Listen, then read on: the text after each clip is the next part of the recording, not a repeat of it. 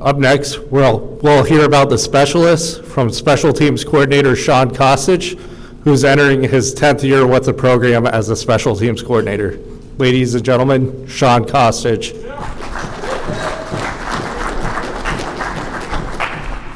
Thank you very much.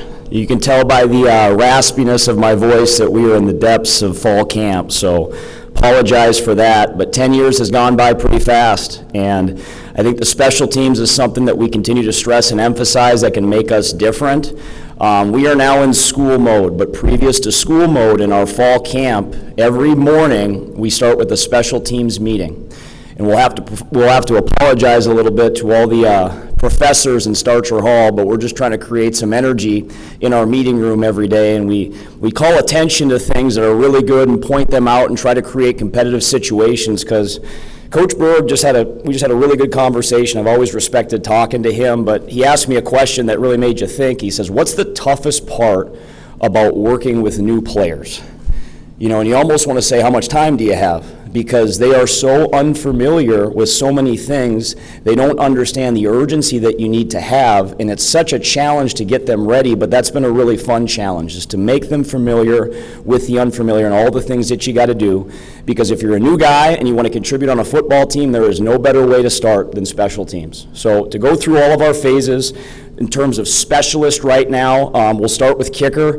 Brady Stevens is a guy that's been here since 2019 kicking. He's done a really good job being a steady person. He knows what he has to improve on, and he's on a really good battle right now with CJ Elrich. And fully think both of them will play this year, but we'll just see how that plays out and continue to keep opponents guessing, I guess, as well. So at the punter position, you have somebody that was here for a long time, since 2018, and Cade Peterson. He was a very solid, steady guy for our program. He's no longer here. So that is the top priority, is getting a new punter to feel comfortable with our scheme, and we're putting pressure on him every day. If you've been to practice, he's surrounded by a group of people, making things even harder than it would ever be in the game. So we're trying to prepare them the right way. And then, so Luke Silvernell's here at that position, and the other person is Sam Klastinski. He's from Madison Edgewood as a true freshman, and both are competing and doing a really good job.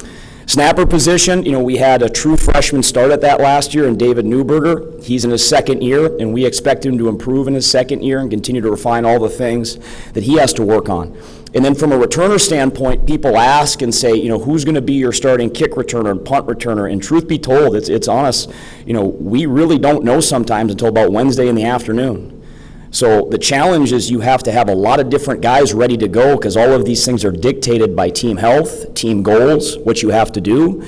And from a kick returner standpoint, CJ Siegel's done a really good job. You can see him contributing.